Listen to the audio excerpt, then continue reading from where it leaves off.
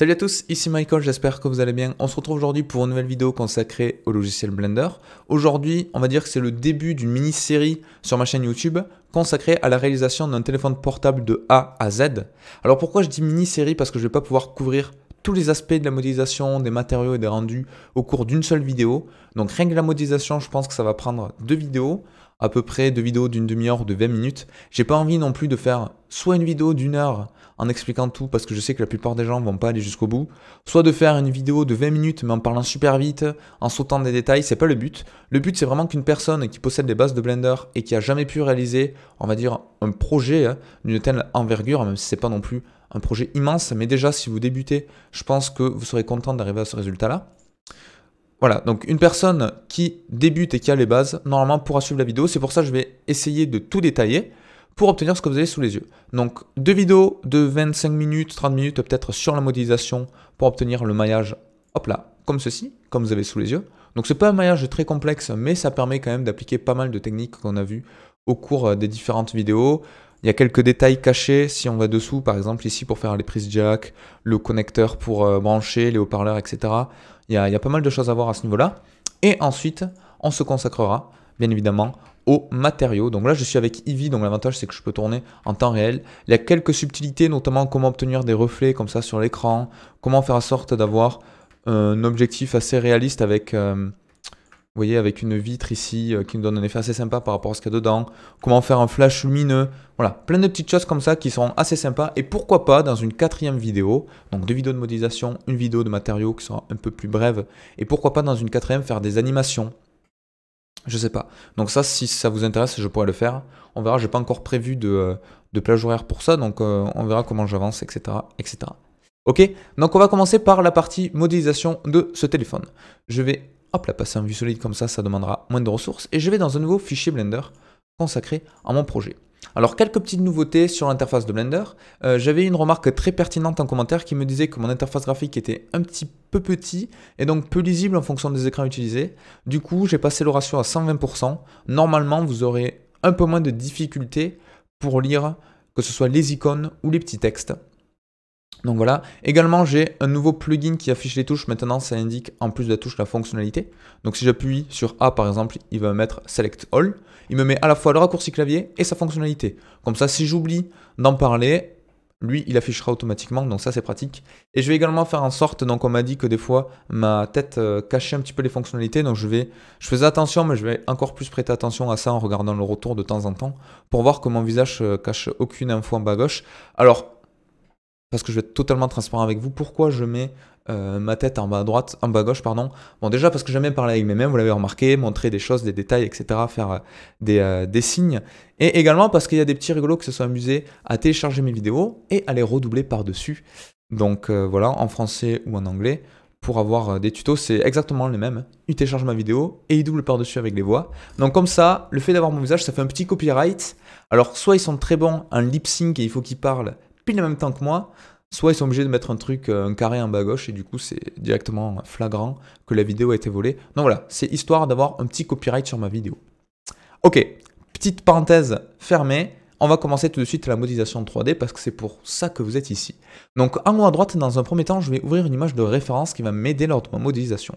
Alors comment je fais? Par défaut, on est en outliner, c'est-à-dire la hiérarchie globale, la structure de ma scène. Je vais l'étirer un tout petit peu. Et je vais aller dans le Image Editor. Alors là, plutôt que faire Open et m'embêter avec l'explorer de fichiers de Blender, qui est un petit peu difficile de se retrouver par rapport à ce qu'on a dans Windows, je vais tout simplement ouvrir mon Explorer Windows, faire du drag and drop, comme ceci, et ça m'ouvre mon image. Alors ça, c'est une image, c'est un rendu qui m'appartient, que j'ai fait par rapport à la scène précédente avec Cycle. Donc vous pouvez le télécharger, il est complètement open source. Vous inquiétez pas à ce niveau-là. Donc voilà, ça permet, l'image de référence, d'avoir toujours un œil sur les proportions de mon objet, sur la position des divers éléments que constitue notre scène. Et comme ça, voilà, la référence nous permet de ne pas nous perdre. On sait à peu près où on va, quels éléments on doit disposer, quels éléments il nous manque pour modéliser. C'est pour ça que j'ai fait un rendu avec la face avant et la face arrière. J'aurais pu rajouter le dessous, mais au pire, on switchera d'une scène à l'autre pour voir comment je vais me modéliser. Ok, donc on va commencer la modélisation de ce téléphone. On va partir du cube de base, on va pas s'embêter. Et on va changer un petit peu ses proportions. Donc je vais appuyer sur 1 du pavé numérique pour passer en vue de face. Je vais faire S et Z pour l'aplatir. À peu près, voilà, comme ceci. Donc là, c'est vraiment une épaisseur arbitraire. Hein. Vue de dessus, S, Y. Et je vais augmenter considérablement sa taille. À peu près, voilà, comme ceci. Il est peut-être un petit peu trop haut. Quoique non, là, on va dire qu'en termes de proportion, c'est pas mal. Donc si vraiment vous voulez modéliser un modèle en particulier, vous pouvez aller chercher sur internet des dimensions en centimètres, les coller ici, parce que là vous voyez qu'on a un téléphone qui fait 2 mètres par 3 par 0,1. Donc c'est pas réaliste, mais c'est pas grave parce qu'on va pas faire de simulation de physique où les données doivent être vraiment physiquement réalisables.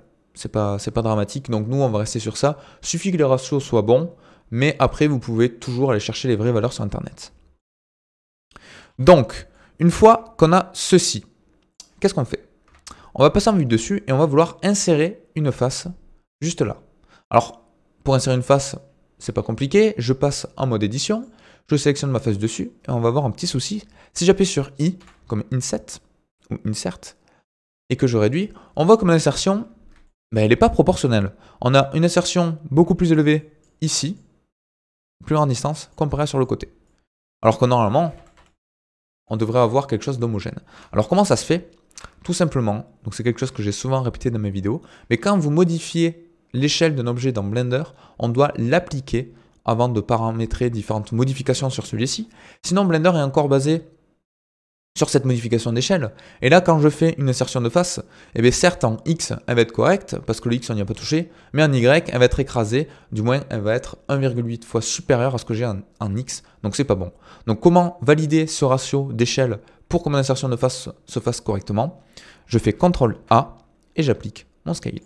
Donc ceci, ça va nous être utile pour les insertions de face, des fois pour les extrusions en fonction des références, et également pour les bevels. Sinon, ça nous fait des choses assez déformées. Donc toujours appliquer l'échelle une fois qu'on est sûr d'indiquer à Blender que ceci, c'est mon objet de base qui peut considérer en 1, 1, 1, et comme ça, je peux travailler correctement dessus. Et là, si je retourne en mode édition, que je sélectionne ma face dessus, et que je fais I, j'ai bien une insertion qui se fait correctement.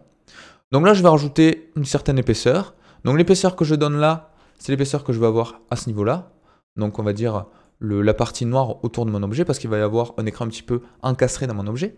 Donc là, on va dire qu'on est pas mal. Maintenant, je vais rajouter un petit bevel sur le côté. Donc je sélectionne avec Shift mes 4 arêtes que constitue mon objet.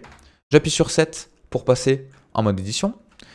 En mode vue de dessus, pardon, pas du tout en mode édition. Je suis déjà en mode édition, sinon on peut y passer pour sélectionner mes arêtes. Et je fais CTRL B comme bevel. Et je vais y donner, voilà, par exemple, une forme comme ceci. Alors comment le bevel fonctionne? En glissant mon objet, je peux définir plus ou moins l'intensité de mon bevel en termes de rayon, donc d'incidence sur la taille de celui-ci. Donc moi, je vais faire à peu près comme ça. Et en mettant des coups de molette vers le haut, je peux indiquer à Blender de rajouter plus ou moins une subdivision. Donc là, j'ai une seule subdivision, donc on a une coupure à 45 degrés entièrement nette. Et avec la molette vers le haut, je peux rajouter des subdivisions. Donc moi, je vais faire à peu près quelque chose qui ressemble à ceci. Et là, je pense qu'on est pas mal. Alors, on a un shading flat, c'est pour ça qu'on va toutes les faces là. Donc je vais faire clic droit, Shade Smooth. Et bien évidemment, comme on a des angles bruts, Blender sait pas comment les afficher. Il affiche tout en smooth, sauf que c'est pas très beau. Nous, c'est pas ce qui nous intéresse. Deux possibilités. Soit on va ici dans le Object Data Properties et dans les Normals, on les corrige avec un Auto Smooth en fonction d'un certain seuil de degrés. Mais moi, ce que je préconise, ce que je fais à chaque fois, donc il y a des avantages et inconvénients des deux, notamment le HSplit qui va rajouter un petit peu de topologie si vous exportez vos objets, mais je vous conseille de faire ça, moi j'ai jamais de problème avec. Je rajoute un modifier de type XSplit et ça va subdiviser en fait toutes les edges en fonction d'un certain seuil pareil de degrés pour avoir quelque chose qui s'affiche correctement. Et donc là on est pas mal. Maintenant si je passe en mode édition, on a bien ici la partie qui va nous intéresser pour réaliser notre écran. Mais avant de faire une extrusion vers l'intérieur, vous voyez qu'ici, j'ai un petit décalage en bas et également ici où on n'a pas le même ratio. Donc en fait, moi, j'aimerais bien créer une face là, comme ça, et une autre également en bas, comme ceci, pour ajouter une épaisseur là. Alors comment je fais? Je vais faire CTRL R et je vais découper mon objet. Donc CTRL R permet de faire un loop cut. Donc là, je le veux en hauteur. Je vais mettre là, mais moi, j'aimerais bien en faire deux. Donc un coup de molette vers le haut, paf, clic gauche, échappe pour le laisser centrer. Et là, on est pas mal. Et avec S et X, je peux réduire considérablement, à peu près comme ça. Je regarde que les ratios sont à peu près respectés. Je pense que c'était un petit peu plus large à droite, donc on va essayer de respecter un petit peu mieux. Voilà, comme ceci. Et là, on est pas mal. Maintenant, je peux faire un autre coup de CTRL R, le décaler vers le haut, donner l'épaisseur que je souhaite. Donc cette épaisseur-là, vous l'aurez compris, c'est l'épaisseur de cette partie-là où il y aura les micros, je ne sais pas trop ce que c'est, ou des sortes de haut-parleurs. Donc là, on est pas mal, c'est le haut-parleur, je pense une partie de quand vous téléphonez pour que ce soit directement dans l'oreille. Donc là, je pense qu'on est pas mal. Sinon, rien m'empêche de faire G et Y pour changer son hauteur. Donc moi, je vais le mettre ici. Pour avoir à peu près quelque chose de cohérent et avoir la même épaisseur sur cette partie-là et sur celle-ci. Voilà. Donc ça, c'est pas dramatique, mais ça rajoute un petit détail assez sympa. Donc en bas également, je vais rajouter une subdivision. Donc CTRL R, et je vais le décaler à peu près ici. Voilà. Donc là, je pense qu'on est bon. Je peux passer en mode édition, sélectionner ces 5 faces, donc très important. J'oublie pas de sélectionner les deux d'en haut, sinon ça va me donner quelque chose d'assez bizarre. Et je vais faire une petite extrusion vers l'intérieur. Voilà, à peu près comme ça. Donc ça, c'est la valeur d'encastrage de votre écran. Donc vous pouvez le faire d'une manière plus ou moins importante. Là, elle est peut-être trop élevée. Au pire, on le changera par la suite, mais c'est pas dramatique. Alors moi, quand je modélise tout ce qui est art surface, c'est-à-dire avec des formes brutes, ce que j'aime bien, c'est activer une sorte d'ambient occlusion pour voir vraiment le relief de mes faces, voir où est-ce qu'il est dénivelé. Donc dans Blender, par défaut, il n'est pas activé. Je vous conseille d'aller en haut à droite dans le shading et d'activer le cavity. Vous voyez la différence? Là, il n'y a pas de cavity. Et en l'activant, ça va rajouter des zones d'ombre en bas de mes edges et en haut, des zones justement éclairées pour me donner un effet assez sympa. Et du coup, quand je tourne mon objet, je vois vraiment où est-ce que les cavités sont présentes. Donc ça peut aider pour la modélisation. Donc voilà, je vous le conseille. Alors maintenant, je vais rajouter cet effet arrondi également au bord de mon écran. Donc ça, c'est pas compliqué. Normalement, vous savez le faire parce qu'on l'a fait juste avant. Donc sélection de Edge, je sélectionne celle-ci, je tourne autour de mon objet, je sélectionne celle-là. Pour zoomer là-bas, je suis un petit peu embêté, donc je peux appuyer sur 5 pour désactiver la perspective. Et du coup, là, je peux facilement me déplacer et le zoom est infini. Alors qu'en perspective, c'est un petit peu compliqué parce que du coup, il y a des éléments qui vont venir passer à travers mon champ de vision. Donc, c'est un petit peu galère. Je peux rappuyer sur 5 pour activer les perspectives. Vue du dessus. Et là, CTRL B, pareil, me permet de faire quelque chose d'arrondi. Donc, moi, je vais m'arrêter ici parce que si je dépasse, après, ça me fait un arrondi qui n'est pas cohérent. Normalement, si je le fais là, on est sûr de voir le même arrondi présent ici et à l'extérieur parce qu'on avait un angle de 90 au 2 qu'on va venir découper avec le même bevel. Donc là, on est pas mal. Vous voyez, ça commence déjà à ressembler à ce qu'on avait à droite. Donc je vais faire la même chose ici. Donc édition, je sélectionne, hop là, ces deux arêtes. Voilà. Vue de dessus avec 7. CTRL B. Et là, je fais pareil. Donc vous le faites vraiment de la valeur que vous voulez. Je trouve que là, esthétiquement, c'est pas trop joli. Donc moi, je vais le faire à peu près comme ça. Mais c'est un avis perso. Le but, c'est que vous fassiez vraiment un téléphone comme vous le souhaitez. Moi, je vous fournis les outils, mais après, vous le faites vraiment de la manière que vous voulez. Il n'y a pas de souci. Ok, donc là, on va dire que la partie façade, avant, est à peu près réalisée. Il nous manque 3 éléments. Il nous manque ceci, donc les sortes d'haut-parleurs. Il nous manque l'objectif, qu'on fera également après. Et il nous manque cette partie-là. Donc cette partie-là, c'est potentiellement la plus simple, donc on va la faire de suite. Je vais passer en mode édition. Je vais sélectionner cette face-là. Donc pas besoin de rajouter un autre objet. J'aurais pu rajouter un objet à part, mais là, autant le faire ici. C'est beaucoup plus facile. Je vais appuyer sur I pour insérer voilà, une face à peu près là. Voilà, donc là je pense qu'on est pas mal. Je peux un petit peu la baisser vers le bas, comme ceci, pour essayer de l'éloigner un petit peu de la bordure. Et je vais faire une petite extrusion. Voilà. Je vais appuyer sur I, comme ceci. Donc je vérifie que les ratios sont respectés. Normalement, je n'ai pas changé l'échelle, donc là c'est bon. Et je refais une petite extrusion vers l'intérieur. Alors ça permet quoi? Ben, ça permet tout simplement d'avoir une sorte de bouton incurvé. Maintenant, sélection d'Edge. Je peux sélectionner cette partie-là. Donc ce qui aurait été plus pratique, c'est avant de faire l'insertion, de faire carrément le bevel. Donc si je fais des CTRL Z, vous allez voir la différence. Là, je m'embête un petit peu à sélectionner. Alors que directement, si ici, je sélectionne ces quatre arêtes qui constituent le tour de mon objet, vous allez voir que du coup, c'est beaucoup plus simple parce que là, j'ai juste à faire CTRL B. Voilà, je fais mon bevel à peu près comme ceci, de manière à avoir quelque chose de très arrondi sur les bords. Et du coup, là, si je sélectionne ma face et que je fais I pour faire une insertion, j'ai directement ma forme qui est récupérée par arborescence de l'objet précédent. Donc là, on est pas mal. Et là, je peux faire un E vers l'intérieur. Voilà, et là, on est bon. Et je peux faire une sélection de Edge pour ajouter quelque chose d'un petit peu adouci ici. Pareil, je vais faire un petit CTRL B. Donc là, il faut faire très attention à la valeur. Il ne faut pas que ça dépasse, sinon ça va inverser les valeurs. Je peux le mettre comme ça. Et là, on est bon. Donc vous voyez, on a déjà quelque chose qui est sympa en bas. Donc si vous trouvez qu'il est trop large, on peut le réduire. Bon, moi là, on va dire que ça va.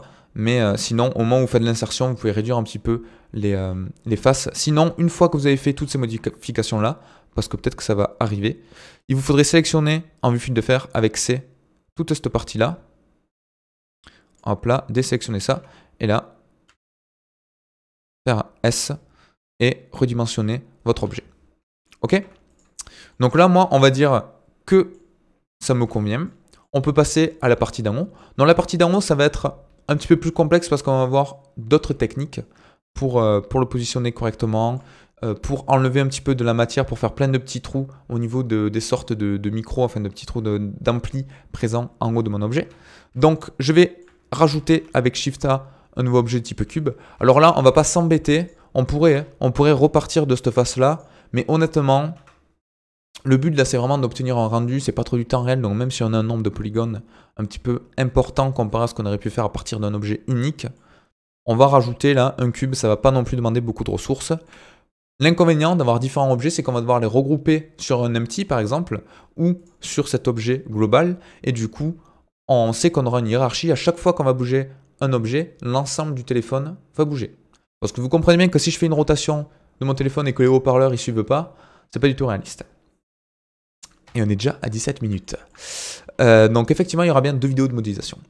Ok, on va essayer de terminer la face avant, les côtés, et la prochaine fois, on fera peut-être ce qu'il y a dessous, ainsi que l'arrière du téléphone.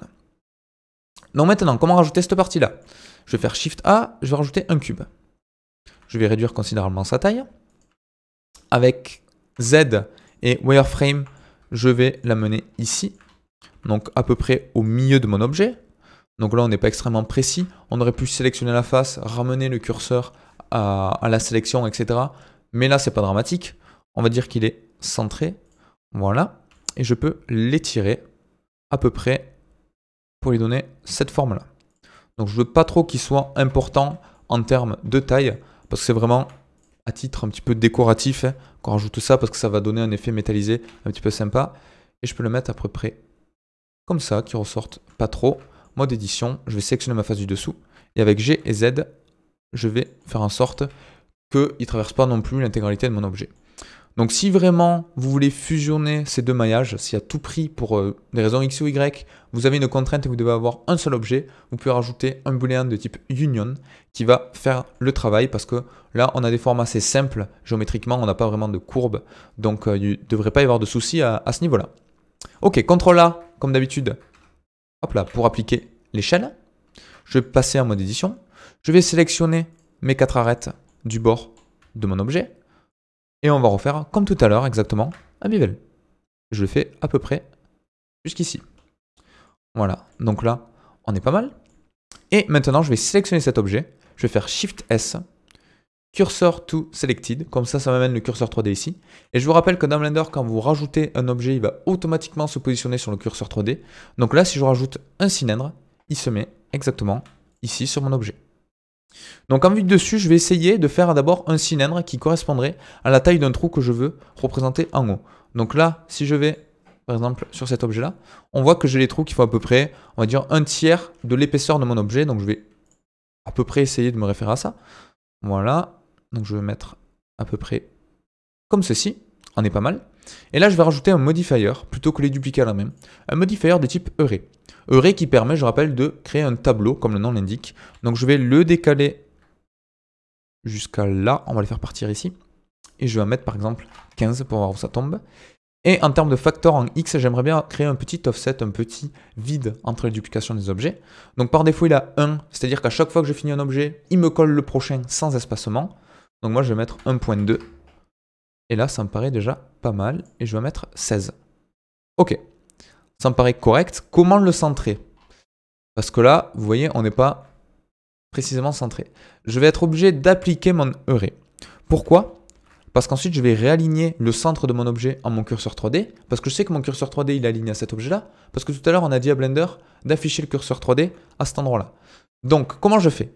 Là, j'ai appliqué mon modifier avec CTRL A, qui permet d'appliquer le modifier ou les échelles ou autres dans la vue 3D. Mais dans la vue modifier, ça l'applique directement. Donc maintenant, j'aimerais bien dire à Blender, tu me repositionnes l'origine de mon objet, qui, là, actuellement, est présente ici. Donc, sur l'origine de mon premier cylindre que j'ai rajouté. J'aimerais bien qui recalcule en fonction de tout mon maillage. Si j'appuie sur tabulation et que je sélectionne tout, mon maillage c'est tout ça maintenant. Et là il n'a pas encore pris en compte. Donc je fais Object, Set Origin, Origin to Géométrie. Et là il me l'a bien mis ici. Et maintenant si je fais Shift S, et au lieu de faire Cursor to Selected, cette fois-ci je fais Selection to Cursor. Comme ça il m'amène la sélection au curseur. Donc là on n'a pas trop vu mais ça l'a décalé un tout petit peu pour le centrer. Et si je fais G et Z, je vais pouvoir me positionner à peu près ici et creuser mon objet.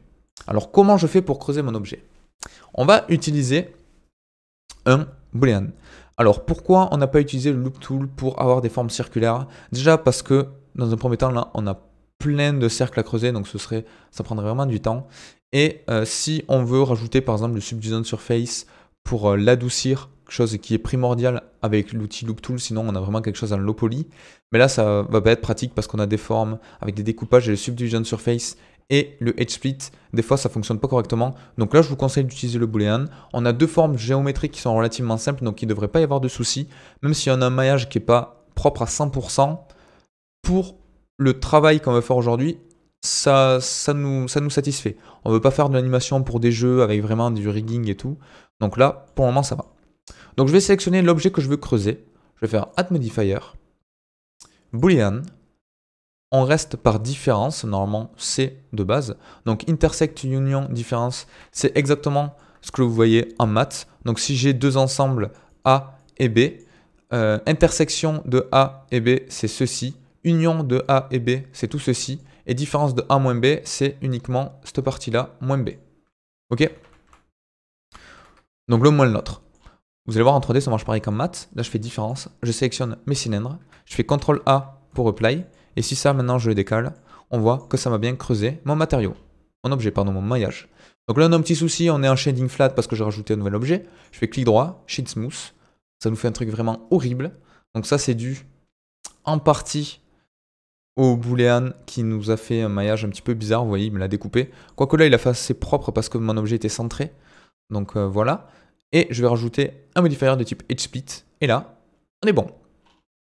Ok, maintenant il nous manque cet objectif-là. Comment on va faire? Pareil, on va creuser. Alors là, je me suis basé à peu près sur mon téléphone dans la vraie vie pour voir comment était réalisé un objectif. Donc là, je suis dans mon fichier exemple. On ne le voit pas, pourquoi? Parce que j'ai rajouté une face par-dessus sur laquelle on va rajouter un matériau de type vert. Comme ça donnera vraiment un effet sympa. Mais pour la modélisation, dans un premier temps, je le laisserai à vide comme ça et on rajoutera la vitre par-dessus quand on fera les matériaux. Donc vous voyez, j'ai fait des petites insertions de face avec des extrusions vers l'intérieur. Rien de bien compliqué, pardon. Et j'ai rajouté une lentille ensuite présent au fond. Donc on va essayer de faire à peu près la même chose. Comment obtenir cet effet circulaire par défaut? Comme tout à l'heure, on rajoute un cylindre et je vais également réutiliser un objet de type boolean. Donc je vais le mettre ici. Ce que je trouve assez sympa en termes de visuel de téléphone, c'est que le bord qu'on a ici épouse à peu près la forme du cercle. Vous voyez ce que je veux dire? C'est un peu abstrait. Donc en gros, j'aimerais bien avoir à peu près le même espacement là par rapport à ce que j'ai ici. Ça c'est du détail. Vous suivez ou vous suivez pas, vous faites comme vous voulez. C'est pas très grave. Je vais un petit peu augmenter sa hauteur pour le mettre là. Et maintenant, je vais pouvoir creuser. Donc là, je fais comme tout à l'heure. Je vais sélectionner cet objet-là. Je vais rajouter un modifier de type boolean. Je vais sélectionner mon cylindre. Ça fait n'importe quoi là. Pourquoi? Parce que par défaut, il applique le edge split et ensuite le boolean. Donc pour voir ce que ça donne, je peux le mettre ici. Vous n'êtes même pas obligé d'appliquer le boolean, mais il faudrait masquer l'élément, sinon on va pas s'y retrouver. Mais moi, je préfère l'appliquer. Là, je fais CTRL A. Comme ça, je peux supprimer ceci. Et j'ai une forme qui est cylindrique. Vous voyez là, par contre, à l'intérieur de mon boolean, il m'a fait un shading flat. Donc, j'ai juste à faire clic droit sur mon objet, Shade Smooth. Et à nouveau, j'ai quelque chose qui est pas mal. Ok, et là, du coup, en mode édition, j'ai ma forme cylindrique. Je peux sélectionner ma face. Je peux faire, du coup, une petite insertion comme ceci. Une extrusion, une autre insertion, une extrusion, un petit changement d'échelle, pourquoi pas. Une extrusion, non. Changement, voilà, comme ceci. Un I, une insertion de face, une extrusion. Et là, on est pas mal. Une dernière insertion avec une extrusion comme ça. Et là, on va rajouter ma lentille à l'intérieur. Donc ça, je vous avoue que physiquement, je ne sais pas comment c'est réalisé. Quand je regarde sur mon téléphone, vu qu'il y a la vitre par-dessus, c'est un petit peu complexe. Mais ça donne un effet sympa de faire ça, donc on va dire que c'est bon. Maintenant, je vais rajouter une sphère ici en mode édition. Comme ça, je ne m'embête pas, j'ai tout au sein de même maillage. Donc je vais faire Shift S, Cursor to Selected. Et je vais faire Shift A et je vais rajouter une UV Sphere. Et je réduis considérablement sa taille pour obtenir quelque chose qui ressemble à ça. Je peux, avec S et Z, l'écraser un tout petit peu. Voilà. Et donc là, on est pas mal. Et comme d'habitude, clic droit, Shade Smooth. Et on va dire qu'on a notre objectif qui est réalisé de la face avant. Ok? Donc, c'est à peu près tout. On va faire, pourquoi pas, les deux petits boutons sur le côté et puis on s'arrêtera. Alors, comment faire? Là, c'est du basique. Avec Shift S, je peux faire Cursor to World Origin, comme ça je reviens en 0, 0, 0. Je suis centré sur mon objet. CTRL S au passage, parce que mine de rien, on a fait quand même 2-3 petites choses. Ce serait dommage de perdre. Donc ça, au passage, je pense que c'est un petit peu trop élevé, donc je vais aller en vue de face. Z Wireframe. Je vais sélectionner avec B l'intégralité de ces faces-là. Bien faire attention de prendre tout ce qui constitue le bevel qu'on a rajouté. Et avec G et Z, je peux l'aplatir un tout petit peu. Voilà. Donc là, c'est un petit peu mieux. Donc là, je vais rajouter un objet de type cube. Je vais le mettre hop là sur le côté. Je vais baisser son épaisseur. Pareil, là vous êtes libre de faire ce que vous voulez. Je vous montre comment moi je le réalise. Déjà, il y a plusieurs techniques pour le réaliser. Il n'y a pas vraiment qu'un type de modélisation pour faire un téléphone. Il y en a des centaines, enfin des dizaines peut-être pas des centaines, mais bon, des dizaines et des dizaines. Donc voilà, vous êtes libre soit de faire ma technique, soit d'essayer de vous inspirer un petit peu des outils que je vous propose pour faire autre chose. Donc voilà, là on va dire qu'on est pas mal en termes de taille. Donc on va mettre deux ici et un de l'autre côté. Donc là je vais faire CTRL A, j'applique l'échelle et j'aimerais bien adoucir ce bouton. Donc à la fois la partie du dessus et à la fois les 4 arêtes sur le côté. Voilà. Et là si je fais CTRL B, je peux rajouter un bevel comme ça pour donner un effet arrondi. Donc clic droit, Shade Smooth et du Edge Split comme d'habitude. Et là, on est pas mal. En vue de dessus, je peux faire Shift D pour le dupliquer, le mettre là. Et je vais en mettre un à l'opposé avec Shift D. Je le retourne avec R à 180 degrés. Et là, normalement, on devrait être bon. Il dépasse un petit peu plus par rapport à l'autre côté. Donc vous pouvez changer la taille, faire vraiment ce que vous souhaitez. Mais là, moi, je trouve que ça donne quelque chose d'assez sympa. Ils sont peut-être un petit peu trop épais, donc je vais faire S et Z pour les faire un petit peu plus fins. Ok. Donc, c'est bon pour cette première partie. On a fait toute la façade avant. On se retrouve très vite pour la suite avec la face arrière. Ciao.